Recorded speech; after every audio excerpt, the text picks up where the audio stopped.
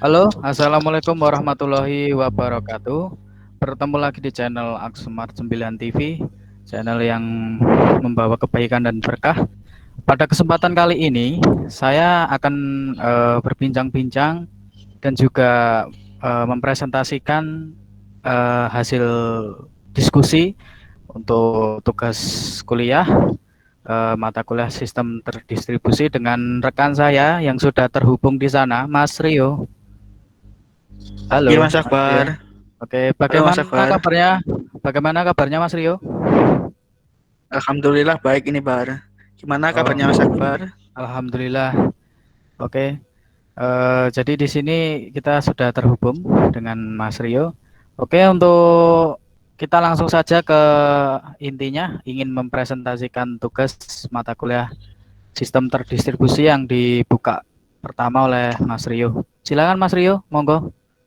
Iya, Mas Akbar. Saya mau screen layar dulu.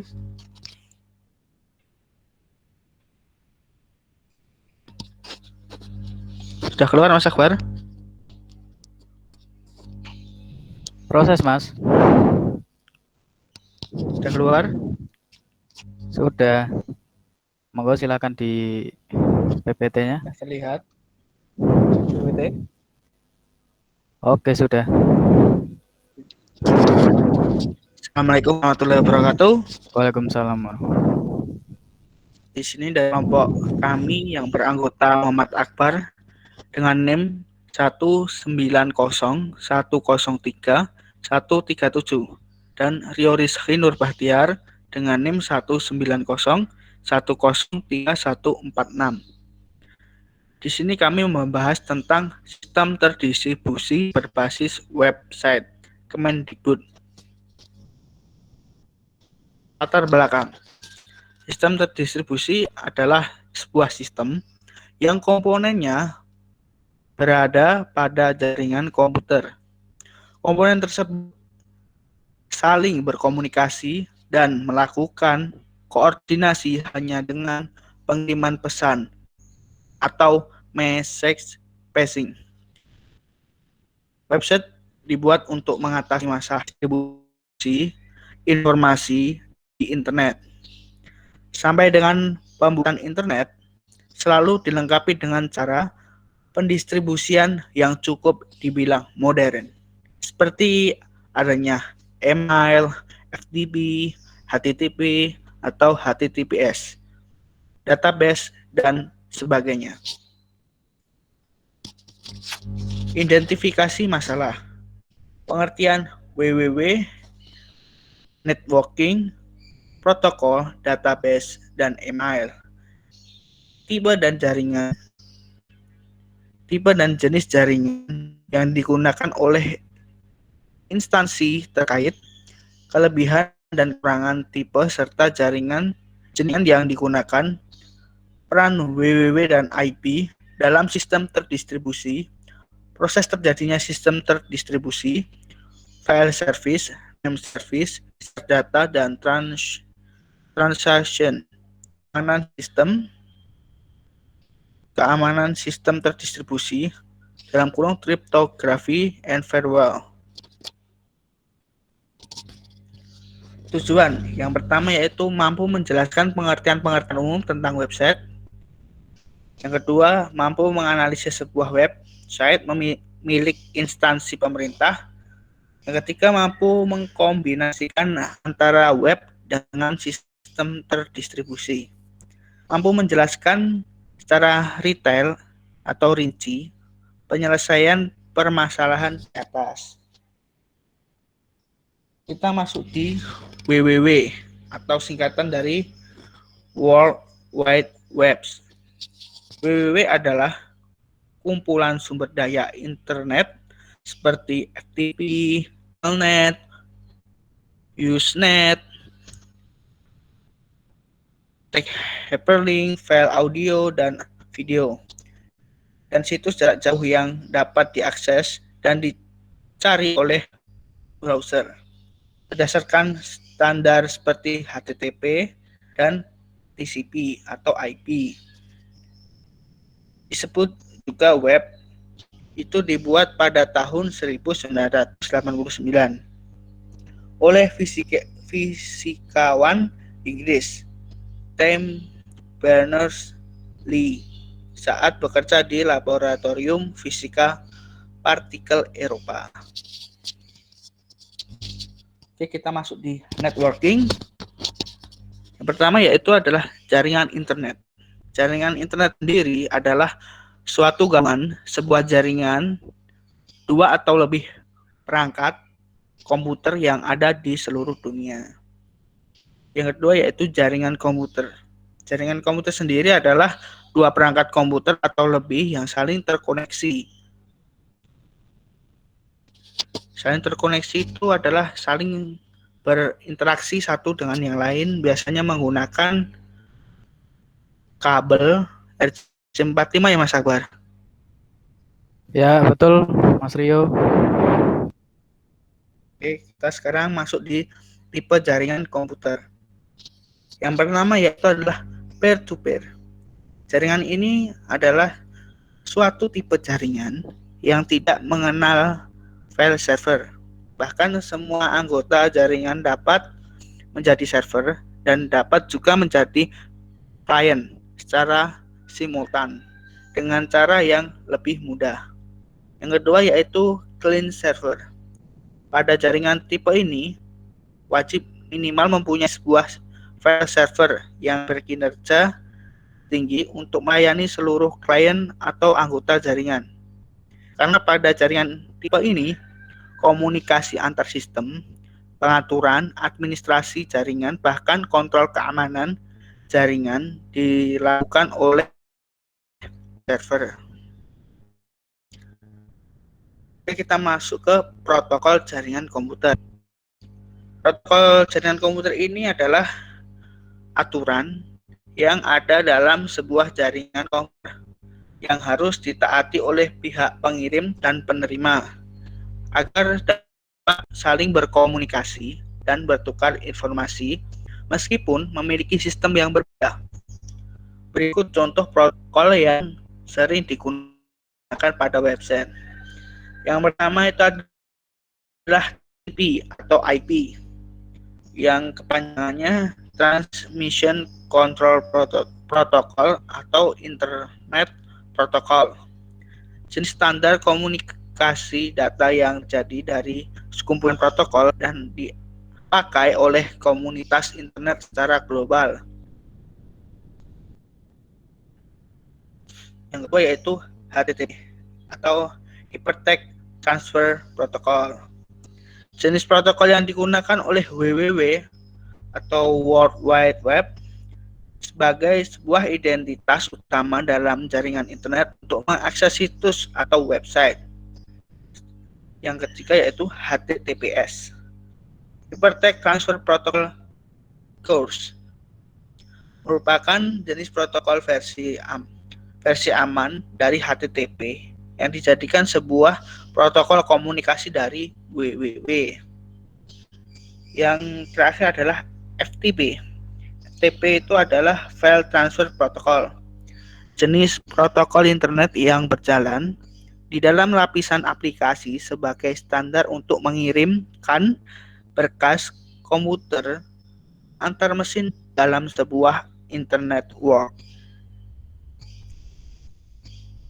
Kita masuk database. Database sendiri atau basis data adalah kumpulan data yang dikelola sedemikian rupa berdasarkan ketentuan tertentu yang saling berhubungan sehingga mudah dalam pengelolaannya. Melalui pengelolaan tersebut, pengguna dapat memperoleh kemudahan dalam mencari informasi, menyimpan informasi, dan membuang informasi. Di sini tersedia dari beberapa database, yaitu adalah operasional database, biasanya JSON atau XML. Yang kedua yaitu database warehouse, yaitu adalah dengan Microsoft SQL Server. Yang ketiga adalah distribusi database, yaitu Microsoft Access. Yang keempat adalah relational database atau yang bisa sistemnya biasanya SQL, PostgreSQL, MariaDB, Mongo, dan sebagainya. Yang terakhir adalah end user, yaitu dengan SQLite. Manfaat database sendiri mempunyai manfaat, yaitu adalah kecepatan dan kemudahan. Yang kedua, multi user, keamanan data, penghematan biaya perangkat, kontrol data terpusat, mudah membuat aplikasi. Di email itu sendiri kepanjangan dari electronic mail. Email sendiri adalah singkatan dari electronic mail atau dalam bahasa Indonesia disebut dengan surat elektronik. Merupakan sarana dalam pengiriman surat yang dilakukan melalui media internet. Dengan menggunakan email, kita dapat terhubung dalam berbagai kegiatan internet, seperti bergabung di situs jejaring sosial, semisal Facebook, Twitter, Instagram. Maka saat pendaftaran akan membutuhkan email. Saat ini, email telah berkembang hingga memiliki fungsi yang sangat beragam, yaitu mengirim file, foto, video, dan chat dengan teman dan keluarga menjadi lebih mudah. Itu kita sekarang masuk ke pembahasan permasalahan secara rinci. Yang dibahas pertama itu adalah analisis website instansi pemerintah, yaitu Kementerian Pendidikan dan Kebudayaan yang disingkat dengan Kemendikbud. Websitenya itu adalah http://www.kemendikbud.go.id/main/. Yang kedua yaitu pengertian dan penjelasan tentang website resmi Kemendikbud, yaitu sebuah website dari instansi pemerintah yaitu Kemendikbud yang berguna menyampaikan sistem kerja dan informasi kementerian agar mudah diterima oleh tenaga pendidikan maupun pelajar atau mahasiswa. Ketiga yaitu tipe dan jenis jaringan komputer yang digunakan. Tipe jaringan komputer yang digunakan adalah client server. Jenis jaringan komputer yang digunakan adalah MAN atau Metropolitan Area Network. Peran WWW dan IP pada proses sistem terdistribusi, di mana sebuah IP diubah menjadi sebuah nama domain. Proses terjadinya sistem terdistribusi yaitu file service, name service, sharing data, dan transfunction. Yang keenam, keamanan sistem terdistribusi yaitu berupa kriptografi dan firewall. Langsung saja ke prakteknya, Mas Akbar. Mas Akbar. Halo ya. Langsung saja ke prakteknya, Mas Akbar. Oke.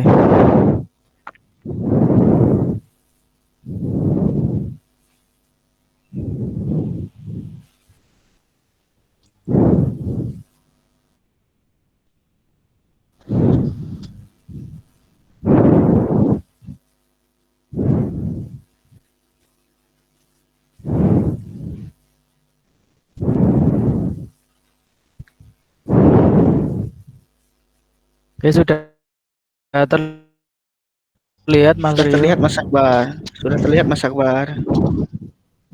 Oke, jadi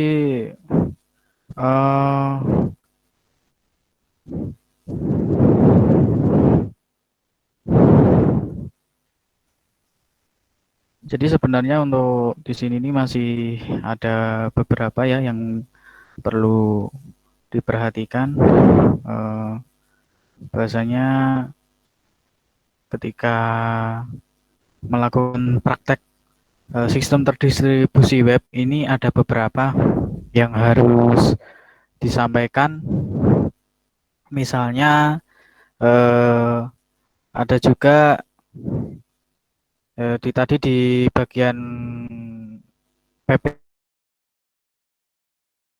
PPT itu masih ada beberapa yang kurang, terutama untuk firewall, kemudian sistem keamanannya. Tadi Mas Rio belum dimasukkan di PPT, nggih? Halo, Sistem keamanan. ada beberapa yang belum dimasukkan ke PPT itu. Oh, ada ya Mas sebenarnya, tapi kan maksud saya itu biar dijelaskan sampean itu loh. Oh gitu, Lebih siap. jelas kan melalui praktek kan, lebih jelas. Oke. Tuh. Oke, jadi ada ya yang namanya tadi tipe jaringan disebutkan sudah client server. Begitu nggih, Mas? Client server, Iya Mas, kemudian sabar. iya, kemudian ada juga yang namanya untuk jenis jaringannya Metropolitan Area Network. Jadi di mana untuk tipe tipe jaringan client server berarti dia berpusat pada sebuah server di mana kliennya sangat banyak. Sama halnya ketika website ini. Jadi untuk website ini em, dikelola oleh pihak kementerian, pastinya akan banyak seperti itu. Pasti akan banyak sekali yang yang mengakses dan juga yang memonitoring karena ini pihak instansi pemerintah. Jadi website dari milik instansi pemerintah. Baik, untuk selanjutnya adalah saya akan mempraktekkan sedikit untuk penerapan DNS server. Jadi penerapan DNS server misalnya di sini kita boleh jadi mau mengerti. Jadi DNS itu kan ada yang namanya IP, kemudian ada yang namanya domain. Kemudian juga ada yang namanya subdomain. Nah, misalnya ini jadi saya mau ngeping punyanya Kemdikbud ya. Jadi www.kemdikbud.government.id. Jadi go itu artinya government, milik pemerintah. Nah, Kemdikbud ini dinamakan domainnya. Ini nama domainnya apa? Kemudian www diikuti ini, kemudian diikuti oleh .go.id. Seperti itu. Berarti ini government seperti itu. Coba kita enter. Oke, jadi di sini kom laptop saya sudah terhubung dengan internet. Jadi bisa meminta data IP yang digunakan Kemdikbud saat ini adalah demikian, ada 118.98, kemudian 227, 101. Nah, ini adalah eh, IP yang digunakan oleh domain ini. Jadi domainnya ini kan www.kemdikbud.go.id. Jadi eh, dari domain ini IP-nya ini. Tapi tidak menutup kemungkinan ketika berada di host lain atau PC lain atau perangkat yang lain, IP-nya bisa jadi berubah karena memang ketika sebuah domain itu bisa jadi IP-nya tidak dibikin statik, tetapi dibikin DHCP, artinya dynamic host ya, configuration protocol. Jadi dibikin DHCP, tidak statik. Kalau statik itu berarti diatur sendiri. Jadi IP-nya ya hanya ini saja gitu. Seperti itu. Kemudian ada di sini,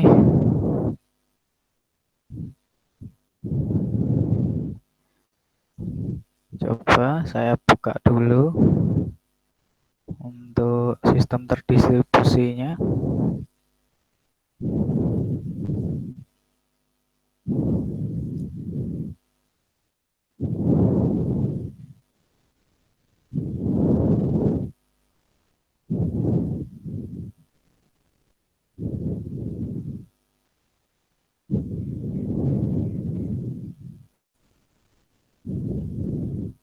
Oke, jadi Di sini sedikit saya tambahi ya Mas Rio ya.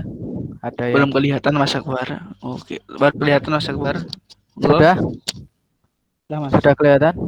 Oke, jadi Sudah, di sini sudah. tadi berhenti di sini ya. Jadi ada peran BWW tadi sudah dijelaskan Mas Rio.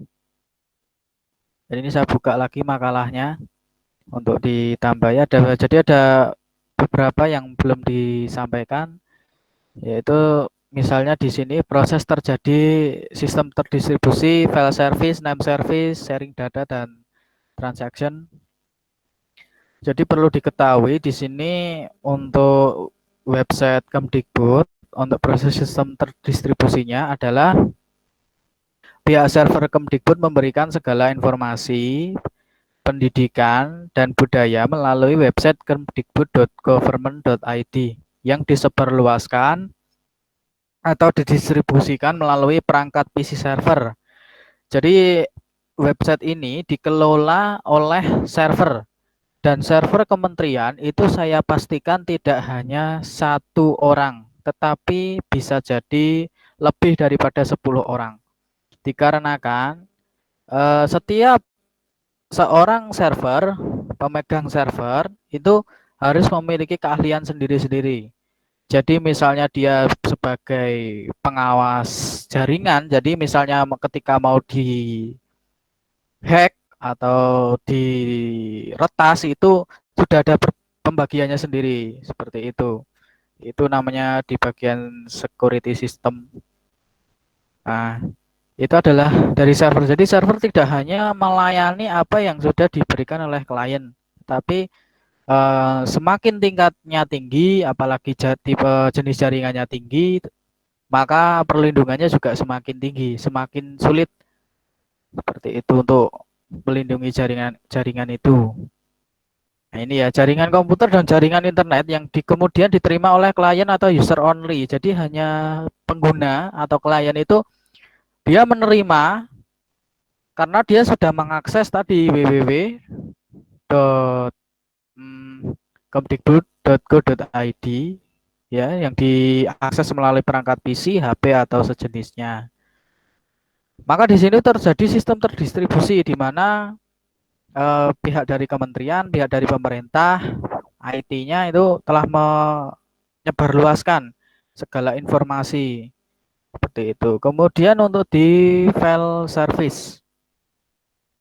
Jadi di layanan file service ini ada yang namanya layanan flat file atau flat file service. Flat file service itu beroperasi pada isi file, unique file identifier. Artinya dari file service ini berarti lah pelayanan kepada database. Ya. Jadi aman nggak nih database mau supaya tidak diretas, maka harus perlu file service dari sistem terdistribusi itu. Nah, ini layanan directory menyediakan pemetaan antara nama teks ke UVID. Ada model klien menyediakan aplikasi untuk mengakses file jarak jauh secara transparan.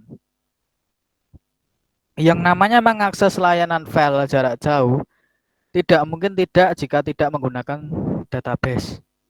Seperti itu. Kemudian menyimpan status open file position. Jadi filenya itu disimpan di sebelah mana, posisinya sebelah mana, seperti itu. Terus kemudian mengetahui lokasi jaringan dari flat file dan directory server.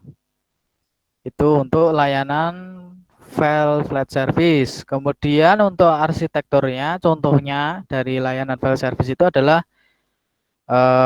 NFS ya, Network File System. Jadi didesain agar dapat beroperasi di lingkungan ataupun jaringan yang heterogen yang meliputi mesin, platform, sistem operasi, dan arsitektur jaringan. Seperti itu. Saya next ya. Di name service. Jadi ini yang sudah saya praktekkan tadi melalui command prompt. Terlihat ya Mas Rio ya? Halo Mas Rio. Terlihat ya? Terlihat, terlihat. Oke, jadi di name service ini dalam sistem terdistribusi merupakan layanan penamaan yang berfungsi untuk menyimpan naming konteks, yakni kumpulan binding nama dengan objek. Tugasnya meresolve nama. Ya, ini daripada fungsi di name service di pengertian name service dalam sistem terdistribusi jadi sebagai layanan penamaan. Contohnya ya DNS ini domain name service. Ya. Misalnya di http www.kemdikbud.go.id atau https www.kemdikbud.go.id. Ini adalah contoh daripada DNS. Seperti itu. Itu untuk name service. Kemudian setelah itu adalah sharing data dan transaction. Ada sharing data pada sistem terdistribusi, ya, adalah beberapa komputer yang berbeda saling terhubung satu sama lain melalui jaringan. Sehingga komputer yang satu dapat mengakses dan menggunakan sumber daya yang terdapat dalam situs lain. Itu sharing data ya. Nah, prosesnya gimana? Proses sharing data dapat terjadi pada website ini, di mana server kementerian sudah memberikan informasi terkait serta layanan akses kepada user only untuk dapat mengaksesnya menggunakan jaringan internet yang stabil. Jadi di sini terjadilah proses sharing data. Ini yang kita penerapannya dengan mudah. Oh, ini sharing datanya seperti ini. Ya. Kemudian di transaksi. Pada transaksi merupakan bagian dari pengeksekusian sebuah program yang melakukan pengaksesan basis data dan bahkan juga melakukan serangkaian perubahan data. Di sini kita menggunakan nested transaction. Nah, pada bagian ini saya buat skema sederhana sistem terdistribusi transaksi antara klien dan server. Ini sangat sederhana. Di mana ketika klien meminta koordinator, jadi server itu seperti yang sudah saya bilang tadi, yang sudah saya katakan bahwa koordinator ini juga server. Kemudian ada juga partisipan 1, 2, 3, bahkan lebih. Jadi server itu ada bagian sendiri-sendiri karena semakin besarnya lingkup jaringan yang digunakan. Misalnya klien meminta data kepada koordinator. Ini pasti sudah otomatis karena sudah di-sharingkan data tadi. Kemudian koordinator meminta bagiannya itu. Jadi misalnya dari web itu meminta bagiannya.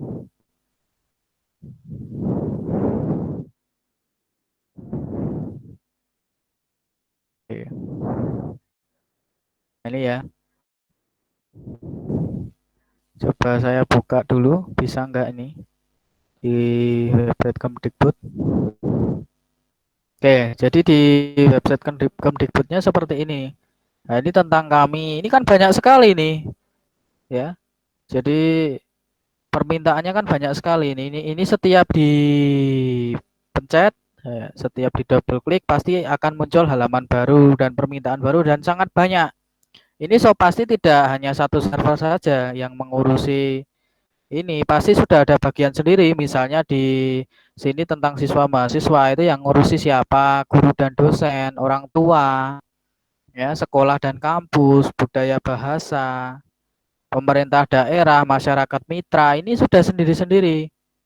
Jadi yang mengurusi bagian ini siapa, ya. Kemudian yang ini ya mengupload informasi publik, berita, siaran pers, pengumuman, ya, banyak sekali ini. Tampilan di sini ini sudah pasti banyak. Yang mengelola website ini sendiri itu sudah ada sendiri programmernya, seperti itu. Maka cara kerjanya klien mengajukan permintaan. Artinya tadi ketika kita mengajukan permintaan misalnya beasiswa unggulan, ini seperti apa? Kan begitu prakteknya. Nah, ada pelaporannya di sini. Ada pelaporannya. Masuk lagi kita ke web baru. Nah, maka ada lagi yang mengurusi butuh bantuan, ada juga yang mengurusi. Jadi kan semakin besar website itu, maka juga semakin banyak yang mengelola, tidak hanya satu orang, dua orang saja. Kemudian setelah diklik tadi, koordinator bisa langsung mengeksekusi maupun harus dibantu partisipan atau server-server yang lain. Jika berhasil, maka end close transaction. Ya, diakhiri transaksinya karena sudah berhasil. Seperti itu. Sama saja ketika kita mengajukan sebuah garansi. Jadi garansi sekarang tuh kebanyakan kan online. Kita harus ngisi data segala macam. Ketika sudah berhasil, maka kita mendapatkan notifikasi dari email. Nah, itu juga sebuah bentuk transaksi di mana klien mengakses website tersebut, kemudian mengisi biodata, kemudian mensetujui syarat-syaratnya, kemudian server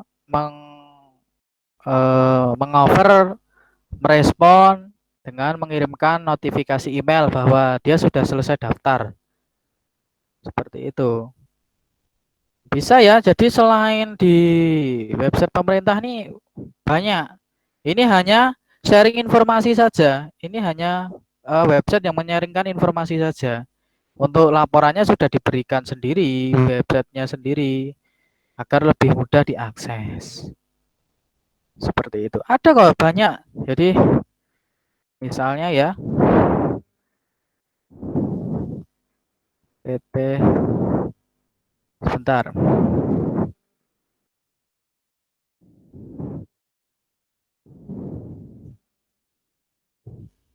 Oke. Misalnya ini ya. Nah, oke.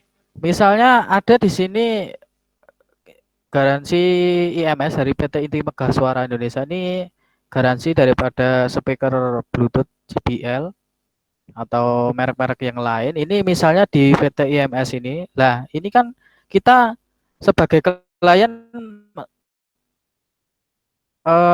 merespon ingin meminta garansi. Nah, maka harus diisi dulu namanya siapa kan gitu, alamatnya mana.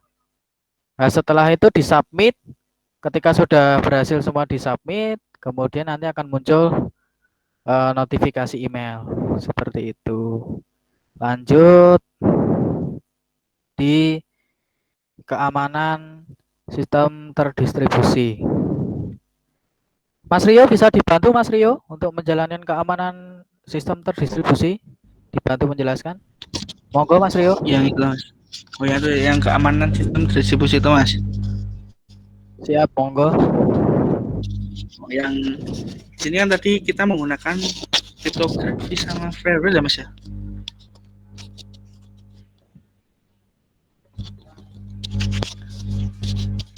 Bener ya Mas ya?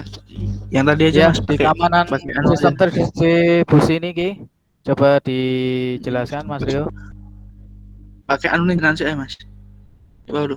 Siap, siap saya buka Ki. Sebentar. Nah, sini tadi adalah sistem keamanan kita, yaitu sistem distribusi tadi menggunakan kriptografi dan firewall ya Mas.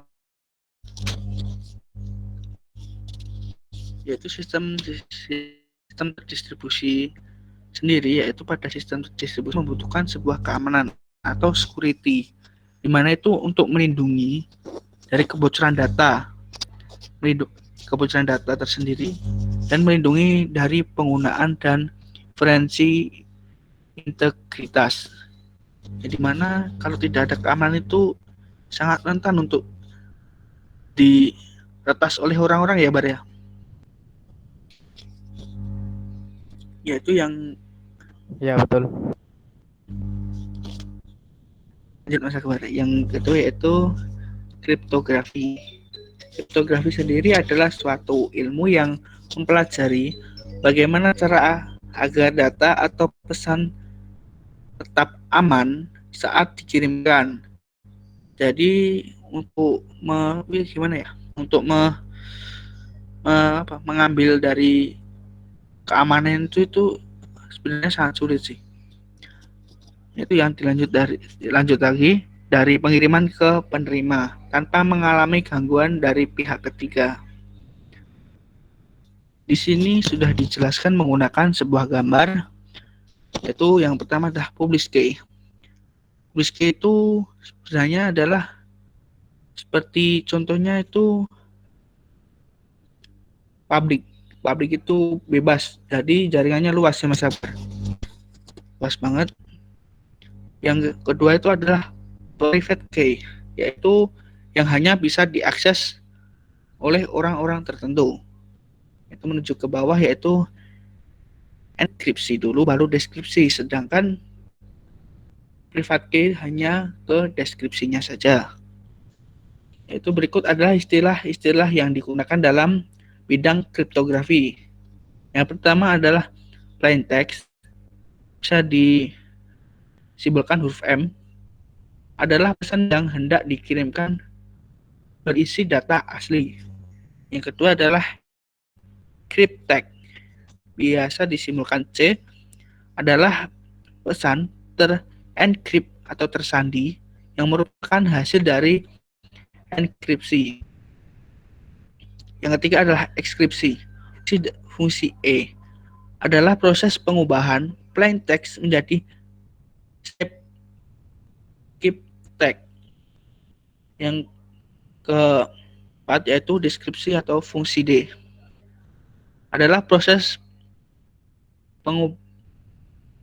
pengubahan dari cryptext tadi menjadi plain text sehingga menjadi data awal atau data asli kembali.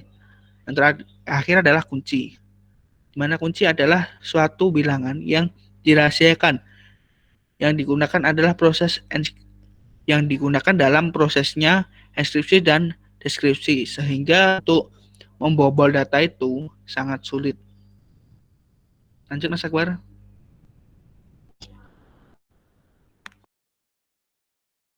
Itu kita masuk ke farewell. Itu farewell ini adalah dasarnya merupakan sebuah filter, di mana farewell bisa merupakan sebuah perangkat lunak ataupun perangkat keras berfungsi untuk menghadang informasi terlarang keluar atau masuk sistem dan pengizinan informasi yang telah disetujui keluar atau masuknya sistem. Tentunya itu adalah gambar itu di mana internet akan dihadang. Contohnya itu kayak di Indonesia itu kan dilarang dengan yang web-web web itu yang porno-porno atau dan sebagainya itu 18 ke atas itu kadang untuk masuk ke PC atau ke usernya.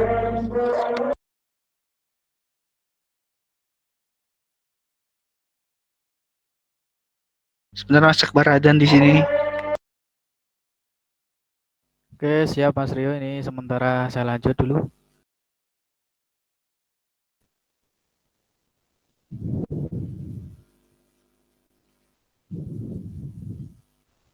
Oke, jadi tadi Mas Rio sudah menjelaskan mengenai kriptografi firewall. Ini saya lanjutkan dulu. Ada di contoh penerapan firewall dalam menjaga proteksi kinerja sistem terdistribusi yang berbahaya di internet. Jadi di sini penerapannya misalnya proteksi terhadap SSH ya, Secure Shell Health, dictionary attacks dengan menggunakan firewall untuk memfilter informasi yang masuk seperti yang sudah dibicarakan oleh Mas Rio tadi. Jadi firewall itu memfilter informasi yang masuk. Jadi misalnya ada web porno atau web-web yang kurang baik, maka oleh firewall tidak bisa diizinkan masuk. Kemudian untuk di sini kita contoh penerapan firewall-nya adalah menjaga proteksi kinerja daripada sistem terdistribusi itu. Misalnya begini, alur penyerangannya adalah komputer host yang telah dikuasai penyerang, terus-menerus mencari komputer host lain di internet yang membuka port 22. Jadi SSH ini portnya 22. Jadi gimana ya? Jadi banyak sekali untuk dijelaskan. Misalnya ada port proxy itu 3143. Kemudian ada juga port web proxy itu 8080. Ya, jadi banyak setiap protokol bisa dikatakan protokol itu mempunyai port sendiri-sendiri. Kemudian di sini saya lanjut ada ketika berhasil menemukan komputer membuka port 22, maka komputer yang telah dikuasai penyerang akan mencoba masuk, ya, login menggunakan daftar berbagai kombinasi username dan password. Ya, di sini prosesnya dictionary of usernames and password yang sudah mereka miliki. Apabila penyerang dapat masuk ke komputer yang membuka port 22 tersebut, maka penyerang dapat menggunakan komputer tersebut untuk melakukan serangan lebih lanjut, seperti melakukan SSH, scanning, denial of service attack, dan menyimpan konten ilegal. Jadi skema penyerangannya seperti ini. Jadi attacker itu, atau bisa dikatakan peretas, itu menggunakan sistem bots, ya. Jadi sistem robot kemudian menyekan SSH dari si server. Makanya di sini ada terhubung dengan internet. Dalam keadaan terhubung internet, ya, dia berusaha mencuri, tetapi yang ada simbol batu bata ini seakan-akan kita gambarkan seperti firewall. Jadi seperti itu. Setelah peretas ini berhasil masuk ke sistem bot, masuk ke sistem jaringan internet, lah bisa menembus ini loh. Maka ini bahaya, dia akan mendapatkan username dan password dan menyalahgunakan komputer itu. Seperti itu. Kemudian ada juga nih solusinya gimana? Solusinya dengan cara menggunakan firewall untuk memfilter informasi yang masuk. Jadi kriteria firewall dapat diatur menggunakan port sumber informasi dan alamat sumber informasi, sehingga hanya alamat yang percaya saja yang bisa mengakses port SSH, yaitu 22. Begitu. Kemudian lanjut gimana? Sebenarnya Mas Akbar. Oke, Lanjut kesimpulan dilanjut ya Mas Akbar. kesimpulan, monggo. Siap. Oke.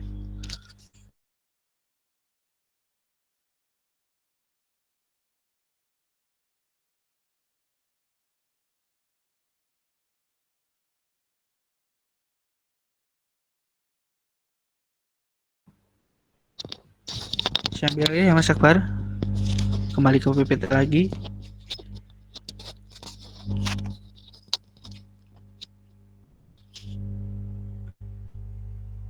Ini saya saya matiin dulu. Iya Mas.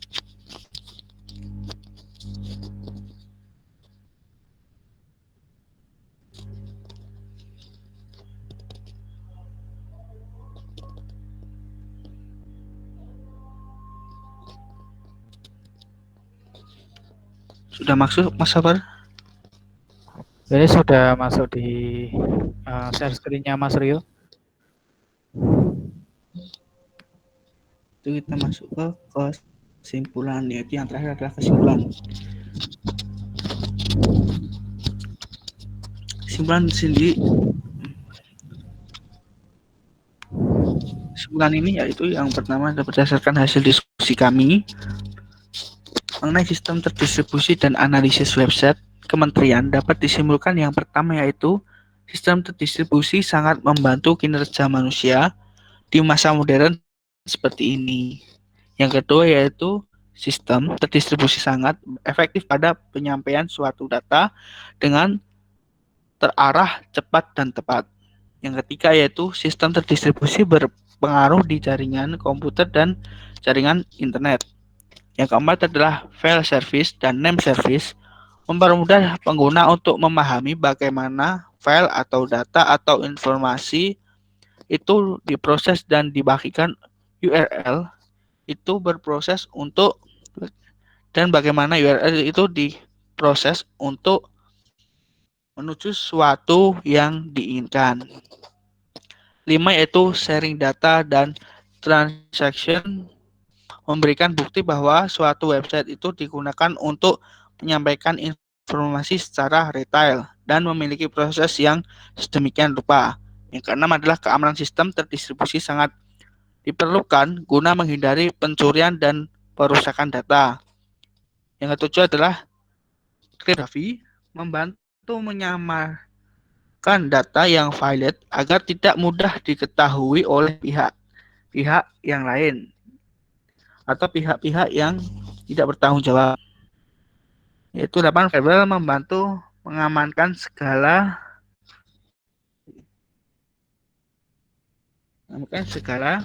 penerima informasi dari website ataupun situs yang tidak resmi.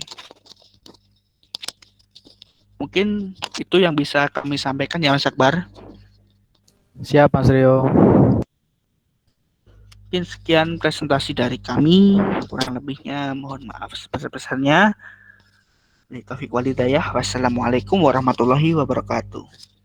Waalaikumsalam warahmatullahi wabarakatuh. Ya, jadi demikian yang kami sampaikan ya. Jadi tadi sudah diulas secara rinci mengenai bagaimana sistem terdistribusi itu dalam prakteknya, dalam kinerjanya, kemudian dalam unsur-unsurnya ya. Jadi dalam sistem terdistribusi ternyata banyak sekali Mas Rio ya yang harus dibahas secara, walaupun kami di sini membahas secara singkat Dan singkat sederhana ya tapi Mas Akbar. jelas ya, betul.